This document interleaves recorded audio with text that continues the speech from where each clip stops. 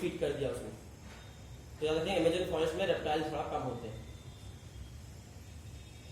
Invertebrates कितने हैं? बहुत सारे हैं। कितने?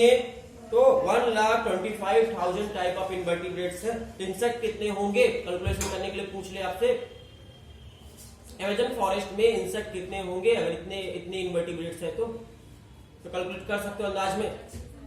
ठीक है, अपना ग्राफ को देखो, अंदाज लगाओ। उस ग्राफ में, ग्लोबल ग्राफ में लगभग वही 60-70% है। कर लेना अपना कैलकुलेशन। एग्जैक्टली डाटा कोई नहीं पूछेगा, अप्रॉक्स में आंसर होगा जो भी होगा। 60-70% निकाल देना, उसका लगभग आंसर आ जाएगा। Scientist estimate that these rain forest there might be least 2 million insect species waiting to be discovered and named। लगभग 2 मिलियन स्पीसीज और भी वहां इंसेक्ट होंगे जिनको अभी तक हमने डिस्कवर नहीं किया है। 2 मिलियन इंसेक्ट अमेजन फॉरेस्ट में और होंगे जिनको डिस्कवर करना बाकी है। 2 मिलियन अभी तक खोजा कितना है? 1.8 और 2 मिलियन वहां पे इंसेक्ट सिर्फ अकेले बोल रहा बचे हैं खोजने के लिए। ये सब डाटा छोड़ दो, डाटा पे ज्यादा फोकस नहीं करना है, आपको कॉन्सेप्ट पे फोकस करना था ज्यादातर कि किस कंट्री में कौन सी कंट्री, 3 कंट्री के बस लोकेशन याद रखने हैं, कौन सी कंट्री कितने कितने दूरी पर है, इक्वेटर के पास कौन है, इक्वेटर से दूर कौन है। वो भी डिग्री याद करने की जरूरत नहीं है, सिर्फ याद रखना है कि कोलंबिया जो है सबसे पास में है, न्यूयॉर्क थोड़ा दूर में है और ग्रीनलैंड तो बहुत दूर है इक्वेटर से। ये भी याद नहीं करने की जरूरत नहीं है, डिग्री विग्री तो समझाने के लिए आपको दे दिया है। सिर्फ आपको ये रखना है डिस्टेंस किसका दूर है, कौन पास है, कहां बायोडाइवर्सिटी ज्यादा होगी, कहां बायोडाइवर्सिटी कम। एक लाइन कितनी सी ज्यादा रखने की। इंडिया का लोकेशन जरूर ढूंढ लेना। देख लो इंडिया में बर्ड्स कितने तरह के बर्ड्स हैं। इंडिया में बता देते हैं आपकी बर्ड्स की गिनती लगभग कितनी है, कहीं पे लिखा था 1200 बर्ड्स इंडिया में है। कोलंबिया में कितनी थी? 1400। मतलब इंडिया का लोकेशन आपको थोड़ा अंदाज लगाने में हेल्प होगी कि इंडिया बहुत ज्यादा इक्वेटर से दूर नहीं होगा। तो इंडिया में 12 से ज्यादा की स्पीसीज है बर्ड्स की। कोई दिक्कत है अगर समझने में, कोई प्रॉब्लम लगी है तो जल्दी से बोलो, आगे पढ़े।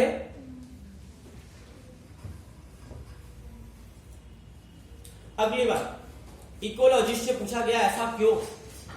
हमने क्या कहा अभी तक? सिर्फ एक लाइन पढ़ाई आपको अभी तक, इतनी देर से जो भाषणबाजी कर रहे हैं उसमें सिर्फ एक लाइन बोली, near to equator biodiversity rich होगी, डिस्टेंस होगा तो बायोडाइवर्सिटी कम होगी। ऐसा क्यों, इसका आंसर अब देते हैं। 3 आंसर दिए यहाँ पे इकोलॉजिस्ट ने। पहला नंबर कहा A, speciation is generally, speciation word use किया। स्पेशिएशन मतलब नई स्पीसीज पैदा होने की प्रोसेस को स्पेशिएशन कहते हैं। इवोल्यूशन में आपने पढ़ा है स्पेशिएशन। और स्पेशिएशन टाइम टेकन प्रोसेस है या इमीडिएटली स्पेशिएशन होता है? टाइम टेकन है, टाइम लगता है। ऐसा नहीं एक दिन की प्रोसेस नहीं है, हजारों साल लग जाते हैं एक नई स्पीशीज को पैदा होने में। टाइम टेकन प्रोसेस है। और इस बीच में किसी ने डिस्टर्ब कर दिया तो आपका स्पेशिएशन हो पाएगा कि नहीं हो पाएगा? किसी ने इंटरफेयर कर दिया तो रुक जाएगा। तो आपको देखोगे ट्रॉपिकल फॉरेस्ट और आपके टेम्परेट फॉरेस्ट को कंपेयर करते हैं। ट्रॉपिकल फॉरेस्ट में कोई डिस्टरबेंस नहीं होता है, लेकिन टेम्परेट फॉरेस्ट में लेके चले आपको, टेम्परेट फॉरेस्ट में आपके बर्फबारी ग्लेशिएशन होता रहता है। कभी कभी सम टाइम ग्लेशिएशन होता है, बर्फ गिरती है, ढक जाता पूरा, बर्फ से ढक जाता है पूरा एरिया, ग्लेशिएशन बोलते हैं। बर्फबारी, बर्फ के तूफान क्या क्या होता है, हाँ बारिश होती। ग्लेशिएशन की वजह से वहां जो ऑर्गेनिज्म बन रहे थे, स्पेशिएशन कर रहे थे, नई स्पीशीज बनने वाले रहे होंगे, रास्ते में इंटरफेयर हुआ कि नहीं हुआ उनको। मतलब टेम्परेट फॉरेस्ट में इंटरफेरेंस होता है, जबकि ट्रॉपिकल फॉरेस्ट में अनडिस्टर्ब होते हैं। इसलिए स्पेशिएशन कहां ज्यादा होगा? ट्रॉपिकल फॉरेस्ट में ज्यादा होगा स्पेशिएशन। और नई नई स्पीशीज पैदा होंगी कि नहीं होगी? और नई नई स्पीशीज पैदा होंगी तो आपका डाइवर्सिटी बढ़ेगी घटेगी? तो स्पेशिएशन ज्यादा होगा, इसलिए बायोडाइवर्सिटी ज्यादा होगी। कहां पर? आपके ट्रॉपिकल एरिया में, क्योंकि वो अनडिस्टर्ब एरिया है। पहली लाइन, ट्रॉपिकल फॉरेस्ट में डाइवर्सिटी ज्यादा क्यों होती है? पहला आंसर है because they are undisturb area. जबकि टेम्परेट फॉरेस्ट में चले या और कोई ऊपर वाले फॉरेस्ट में चले तो ग्लेशिएशन होता रहता है समय समय पे, और ग्लेशिएशन की फ्रिक्वेंटली ग्लेशिएशन होता रहता है, और फ्रिक्वेंटली ग्लेशिएशन की वजह से वहां पर डायवर्सिटी लॉस हो सकती है कि नहीं हो सकती। दूसरा कारण, बी नंबर कारण आपका बोलता है कि less seasonal variation. Tropical area में ऐसा नहीं होता कि आपके यहाँ ठंड आई, यहाँ इंडिया में या कोई भी ट्रॉपिकल एरिया में बात करें, ठंड आई, इतनी ठंड आई कि बर्फ ऊपर से गिरने लगी। इतनी तेज ठंड होती क्या? जब बहुत ज्यादा डेविएशन होता है क्या टेम्परेचर का? तो बहुत ज्यादा टेम्परेचर का डेविएशन नहीं होता हमारे यहाँ, थोड़ा बहुत डिफरेंसेस होते हैं। मतलब यहाँ पर लेस सीजनल डिफरेंसेस है। और रिलेटिवली कंपेयर करें, किसके कंपेयर में करें? टेम्परेट फॉरेस्ट में। टेम्परेट जगह की बात करें तो वहां पर बहुत ज्यादा टेम्परेचर वेरिएशन आता है, बहुत ज्यादा वेरिएशन आता है। तो वहां पर सीजनल वेरिएशन बहुत ज्यादा होता है, हमारे सीजनल वेरिएशन कम होता है। सीजनल वेरिएशन ज्यादा होने की वजह से बहुत सारे ऑर्गेनिज्म जो अपने आप को अडॉप्ट नहीं कर पाते उस सीजन के हिसाब से, उस सिचुएशन के हिसाब से, वो मर जाते हैं। तो बहुत सारे ऑर्गेनिज्म मर जाते हैं उस समय पे जो सीजनल वेरिएशन को अडॉप्ट नहीं कर पाते। तो सीजनल वेरिएशन ज्यादा कहां है? ट्रॉपिकल में या टेम्परेट में? टेम्परेट में ज्यादा है सीजनल वेरिएशन, बहुत ज्यादा है। तीसरा कारण बोलता है कि सन की लाइट ज्यादा कहां आएगी? इक्वेटर में, ट्रॉपिकल फॉरेस्ट में। ट्रॉपिकल और इक्वेटर एक ही चीज है ना। तो ट्रॉपिकल एरिया में सन की लाइट ज्यादा आएगी तो फोटोसिंथेसिस कहां ज्यादा होगी? और फोटोसिंथेसिस ज्यादा होगी तो इकोसिस्टम में प्रोडक्टिविटी किसकी आई होगी? इस फॉरेस्ट की या इस फॉरेस्ट की प्रोडक्टिविटी किसकी आई होगी? तो ट्रॉपिकल की प्रोडक्टिविटी ज्यादा होती है, अल्टीमेटली एनर्जी ज्यादा होगी, तो सारे लोग उसको खाने वाले हर्बीवोरस ज्यादा होंगे, हर्बीवोरस ज्यादा होंगे तो कार्निवोरस ज्यादा होंगे, पूरा इकोसिस्टम रिच होगा। तो बोले high availability of solar radiation, solar energy की अवेलेबिलिटी ज्यादा कहां होगी? ट्रॉपिकल फॉरेस्ट में, इसलिए प्रोडक्टिविटी ज्यादा कहां होगी? ट्रॉपिकल फॉरेस्ट में, इसलिए डायवर्सिटी ज्यादा कहां होगी? ये तीन कारण दिए गए कि ट्रॉपिकल फॉरेस्ट में क्यों ज्यादा डायवर्सिटी होती है, आपके इक्वेटर के पास रहने वाले एरिया में ज्यादा डायवर्सिटी क्यों होती है। तीन रीजन है आपके पास। वो तीन रीजन कौन कौन से आपने समझ गए? आपको होमवर्क सबको याद रखना, इंडिया का लोकेशन निकालना है आपको मैप में, कितने डिग्री कहां है, साउथ में है या नॉर्थ में पहली बार, और कितने डिग्री है इक्वेटर से दूर, साउथ में कि नॉर्थ में, पहला क्वेश्चन ये है। और दूसरी बात कितने डिग्री डेविएशन पे है। ये दो चीज क्वेश्चन है, इंडिया के बारे में मालूम कर लेना। और अगला लाइन पढ़ते हैं, ये समझ में आ गया। अगला पैराग्राफ पढ़ते हैं, species area relationship. Species area relationship, ये बात बताते हैं, क्वेश्चन में ये आंसर लिख दिया है, किसी भी स्पीसीज का उसके एरिया के साथ क्या रिलेशन है। ये बात आपका एक साइंटिस्ट दे जो साउथ अमेरिका में बहुत जंगलों में बहुत रिसर्च कर रहे थे। साउथ अमेरिका के जंगलों में उन्होंने बहुत सारा एक्सप्लोर किया। एक्सप्लोरर थे, एक्सप्लोरर मतलब समझते हो जो नई स्पीसीज को खोजते रहते हैं, एक्सप्लोरर कहलाते हैं। एक्सप्लोरर थे साउथ अमेरिका के जंगलों में। किस कंट्री के रहने वाले थे? जर्मनी के। उनका नाम था अलेक्जेंडर वॉन हेम्बोल्ट। तो अलेक्जेंडर वॉन हेम्बोल्ट नाम के एक साइंटिस्ट थे, साइंटिस्ट का नाम था अलेक्जेंडर वॉन हेम्बोल्ट। नेचुरोलॉजिस्ट थे, नेचर पे रिसर्च करते थे, एक्सप्लोरर थे। साउथ अमेरिका के जंगलों में उन्होंने बहुत काम किया है, बहुत सारी स्पीसीज खोजा है। तो इनकी बात करते हैं, इन साइंटिस्ट ने क्या कहा, अलेक्जेंडर वॉन हेम्बोल्ट ने सिर्फ एक लाइन कही, वो लाइन अंडरलाइन कर लो पहले। Species richness increases with increasing explored area but only up to limit। बस इतना सा ही इनका पूरा पैराग्राफ में खास लाइन थी। क्या कहा? स्पीसीज रिचनेस इंक्रीज, किसी भी एरिया में किसी भी स्पीसीज कब ज्यादा होगी कम होगी? ज्यादा होगी। अगर इंक्रीज एक्सप्लोरर एरिया, ज्यादा एरिया का एक्सप्लोर करेंगे तो ज्यादा स्पीसीज मिलेगी। कुछ खास नहीं कहा, इतनी सी बात कही।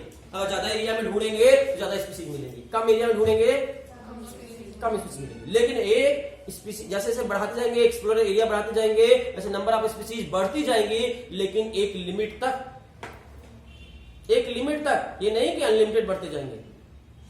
ये एक बात कही, इंग्लिश में पढ़ के सुनाते हैं, species richness increase with increasing explored area but only up to. जैसे जैसे एक्सप्लोर एरिया बढ़ाएंगे नंबर ऑफ स्पीसीज बढ़ती जाएंगी, स्पीसीज रिचनेस बढ़ती जाएगी, लेकिन एक लिमिट तक, एक लिमिट के बाद वो बढ़ना बंद हो जाएगी। इतनी सी बात कही, यही इनका जीस्ट था पूरे रिसर्च का। ये पूरा पैराग्राफ पढ़ के इतनी सी बात मालूम को चलेगी। अब इसी बात को बताने के लिए उन्होंने एक ग्राफ प्लॉट किया, जो आपके सामने दिख रहा ग्राफ। किसके किसके बीच में ग्राफ प्लॉट किया? एरिया और स्पीसीज रिचनेस के बीच में। एरिया बढ़ाने से स्पीसीज रिचनेस बढ़ती है कि नहीं बढ़ती? तो नीचे लिखा है एक्स एक्सिस पे एरिया और वाई एक्सिस पे क्या ले लिया उन्होंने? Species richness. अब जैसे जैसे वो एरिया बढ़ाते जा रहे हैं स्पीसीज रिचनेस बढ़ती जा रही है। जहां इधर एक्स का वैल्यू बढ़ रहा है तो वाई का वैल्यू भी बढ़ रहा है, और एक सर्टेन ड्यूरेशन तक बढ़ा, उसके बाद कांस्टेंट हो गया। इसलिए आपका ग्राफ जो ब्लू लाइन से ग्राफ बना हुआ है वो ग्राफ बना। ग्राफ कैसा बना? रेक्टेंगुलर हाइपरबोला इस डिजाइन को कहते हैं। जो ब्लू कलर से डिजाइन बना, स्ट्रेट लाइन नहीं बना।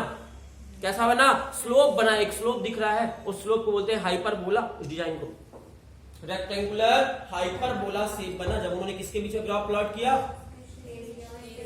एरिया और स्पीसीज रिचनेस के बीच में ग्राफ प्लॉट किया। तो कैसा शेप का ग्राफ बना? Rectangular hyperbola. ठीक है, रेक्टेंगुलर हाइपरबोला बना, और इसको उन्होंने इक्वेशन के फॉर्म में लिख दिया। इसी बात को समझाने के लिए क्या रिलेशन है एरिया का और स्पीसीज रिचनेस का जो है, तो एरिया और स्पीसीज रिचनेस के बीच में उन्होंने एक फॉर्मूला लिख दिया। इसका फॉर्मूला क्या हो गया? S इक्वल टू CA की पावर Z। ये फॉर्मूला बना दिया। यहां पर S का मतलब है स्पीसीज रिचनेस, A का मतलब है एरिया, Z का मतलब है स्लोप ऑफ लाइन। लाइन में कितना स्लोप है, जैसे कर सकते हो रिग्रेशन कोफिशिएंट भी बोल सकते हो जेड को। और सी का मतलब है बाई इंटरसेप्ट, कहां पर जाकर वाई को टच करता है। रिपीट कर रहे हैं, ये फॉर्मूला याद कर लेना है, आपको डिराइव करने की बिल्कुल जरूरत नहीं, सिर्फ याद करने की जरूरत है। S इक्वल टू CA की पावर Z। यहाँ S का मतलब स्पीसीज रिचनेस, C का मतलब हाँ बाई इंटरसेप्ट, A का मतलब और Z का मतलब है स्लोप।